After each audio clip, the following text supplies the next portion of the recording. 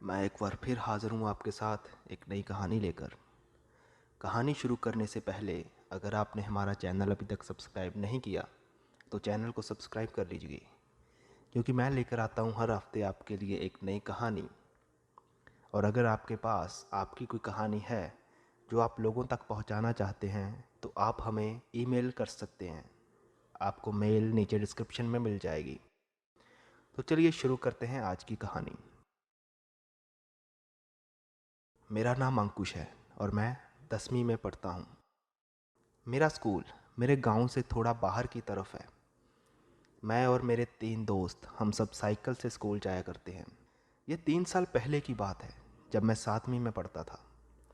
तब मुझे पापा ने नई साइकिल दिलाई थी। उससे पहले पापा ही मुझे स्कूल छोड़कर आया करते थे। उस दिन हमें जून की छुट्टियां मिली थी, तो हम सब बहुत खुश थे।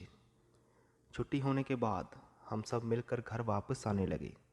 आज मेरा पहला दिन था जब मैं अपनी साइकिल से घर आ रहा था। तो जिस रास्ते से हम जाया करते थे उस रास्ते में खेत ही खेत और थोड़े बहुत पेड़ भी थे। उस दिन गर्मी बहुत ज़्यादा थी और धूप इतनी तेज कि थोड़ा आगे देखने में भी दिक्कत हो रही थी। और मैं अपनी ही धुन में था। अपनी नई साइकिल के दिखावे में मैं कभी साइकिल तेज़ कर देता और कभी धीमे। ऐसे ही हम सब मजाक करते हुए जा रहे थे। स्कूल से थोड़ी दूर आने के बाद मेरे बार बार साइकिल को अचानक तेज़ और धीमे करने से साइकिल की चेन उतर गई। मैं हैरान था कि नई साइकिल की चेन कैसे उतर सकती है, और बाकी सभी भी मेरा मजाक उड़ाने लगे और आगे निकल गए। मैं वहीं रुककर चेन ठीक करने लगा तो देखा कि धूप बहुत ज़्यादा है। फिर मैं खड़ा हुआ और आसपास देखा तो मुझे थोड़ी दूर एक पीपल का पेड़ दिखाई दिया। मैं अपनी साइकिल को लेकर वहां चला गया और छांव में बैठकर चेन ठीक करने लगा। थोड़ी देर बाद चेन ठीक हो गई।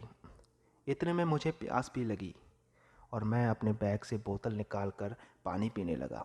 पानी पीकर जैसे ही मैं अपनी बोतल बैग में डालने लगा तो मुझे पीछे से एक औरत की आवाज़ आई, थोड़ा पानी हमें मिलेगा। उसे देखकर मैं एक पल के लिए तो डर गया था कि अभी तक तो वहाँ कोई नहीं था, तो वो अचानक कहाँ से आ गई।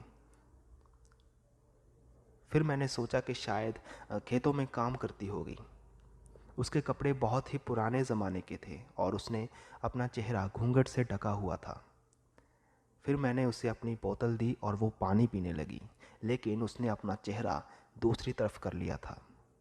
यह सब मुझे थोड़ा अजीब तो लगा, लेकिन फिर मैंने सोचा शायद शर्मा रही होगी। पानी पीकर उसने मुझे बोतल दी। मैंने बोतल पकड़ी और बैग में डालने लगा।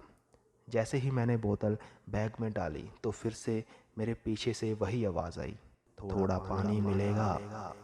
लेकिन इस बार आवाज़ ऐसी थी जैसे बहुत सी औरतें एक साथ मिलकर बोल रही हों, और वो आवाज़ सुनकर मैं बहुत डर गया। मेरे पीछे मुड़कर देखने की हिम्मत नहीं हो रही थी। फिर जैसे तैसे करके मैंने पीछे देखा तो मेरी आंखें फटी की फटी रह गई। वो जगह जो पहले सुनसान थी अब तकरीबन 15 से 20 औरतें खड़ी थीं, और उन सब के कपड़े एक जैसे थे और चेहरा ढका हुआ। ये देखकर मैं इतना डर गया कि मैं हिल भी नहीं पा रहा था। मैं तो बस कहीं खो सा गया था। मुझे उस बेहोशी से बाहर निकाला एक हाथ ने, जो मेरे पीछे खड़ी एक औरत ने मेरे कंधे पर रखा और मेरे कान में कहा कि उन्हें अपनी प्यास बुझानी है, पानी दो। मैंने कांपते हुए बैग में से बोतल निकाली, लेकिन वो खाली थी। मैंने उनसे कहा कि अब पानी ख़त्म हो गया है। ये सुनकर उनमें से एक औरत बोली कि हमें तो अपनी प्यास बुझानी है, पानी नहीं तो खून ही सही। और वो सारी धीरे धीरे मेरे नज़दीक आने लगी। मैं इतना डर गया था कि मुंह से आवाज़ भी नहीं निकल रही थी।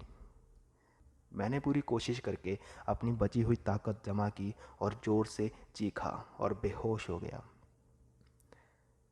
फिर जब मेरी आंख खुली तो मैं घर पे था। उन खेतों में काम करने वाले 2 किसान मुझे वहाँ से ले आए थे। उन्होंने बताया कि वो खेतों में काम कर रहे थे और हमें तुम्हारी चीख सुनाई दी। तो हम दौड़कर वहाँ पहुँचे और हमने देखा कि वो चुड़ैलें तुम्हारे आसपास खड़ी थी। उन्होंने बताया कि उस पीपल के पेड़ पर बहुत सी चुड़ैलें रहती हैं जो बहुत खतरनाक हैं। ये बात केवल किसानों को ही पता है और उन खेतों में काम करने वाला हर किसान अपने साथ एक रुद्राक्ष की माला रखता है, जिसकी वजह से वो उनका कुछ नहीं बिगाड़ पाती। उसके बाद वो वहाँ से चले गए। मुझे अगले कुछ दिनों तक बुखार तो रहा, लेकिन अब मैं बिल्कुल ठीक हूँ।